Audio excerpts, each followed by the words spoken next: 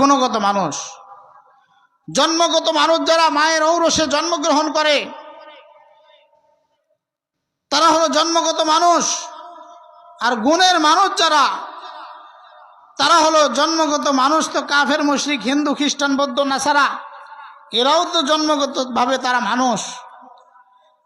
কিন্তু আল্লাহ রাব্বুল আলামিনের আগে কোরআন শিখানোর কথা এই জন্য বললেন যে গুণের মানুষ যদি হইতে চাও, কোরআনের শিক্ষার বিকল্প গুণের মানুষ কোনোদিন কোশ্চিন কালেও হওয়া সম্ভব না। জোরে বলেন ঠিক না বেঠি? এই জন্য আমার সন্তানকে সর্বপ্রথম কোরআনের শিক্ষা, মৌলিক শিক্ষা, আমাদের কোরআনের শিক্ষা আমাদের থাকতে হবে।